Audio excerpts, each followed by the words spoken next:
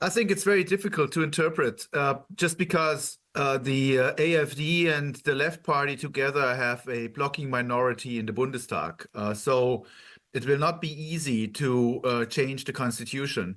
This is meaning if the new government wants to have a special fund for defense, it's definitely not going to happen. So the current special fund ends in 2028, and then additional financing is needed. And in particular, if there is a quick rearmament, or if there is a need for a quick rearmament of the German Bundeswehr, of the German army, then this cannot be easily solved within the current special fund. And this is meaning that very much depends on the proposal of the new government, how to reform the debt brake, and whether the one or the other member of the left party in parliament is supporting this. You don't need the whole faction, you need only a few of those members in parliament. Exactly when it comes to defense spending, I know you advise Christian Lindner. So what I would like to understand here is what would it take for Germany to say yes to common borrowing at the EU level to fund the defense spending, given that their position is quite weak at this stage and they also need to do more on that front? Well, regarding a larger fund at the EU level, similar to Next Generation EU, also, the Christian Democrats are, well, very much in opposition to something like this. And it also needs to be taken into account that the Federal Constitutional Court in Karlsruhe, when it finally accepted Next Generation EU, one of the main reasons was that it is a once and only once fund that is not continued, that is not prolonged, and therefore it's going to be difficult for them to accept similar proposals at the EU level. And so this is a kind of difficult situation because lacking the two-thirds majority, a special fund for defense in the basic law and the German constitution is not feasible. Also, a change of the debt brake by changing the constitution will be difficult.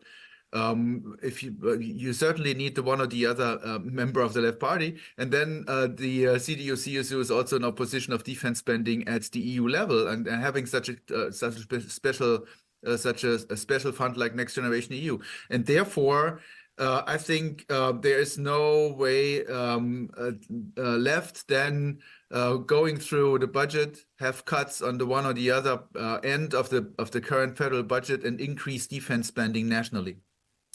Lars, very good to see you. Surely that's just like fiddling while Rome is burning. We are at a moment of existential crisis for Europe, faced by a US which, in many people's eyes, quite rightly, doesn't want to pay for European defence anymore, not without some form of quid pro quo. And we have a Russia which seems to be emboldened by the aforementioned US as well, which could potentially make more assertions into Western democratic territory. Aren't we just arguing about the wrong thing here? We need to rearm and we need to do it quickly. Yeah, that's true. We need to do it quickly. And in that sense, the current debt brake offers flexibility. So you could interpret the new US administration as an exogenous shock for the German economy and affecting the budget considerably. This is meaning that you can spend, that you incur higher debt in order to have higher spending. But what is restricting this is the ability of the German economy to increase its defense spending so fast. Look what we did with this special fund for defense in the last couple of years. Although the whole amount of money is planned to be spent in the next couple of years, it took quite a lot of time to spend in the early years of this fund.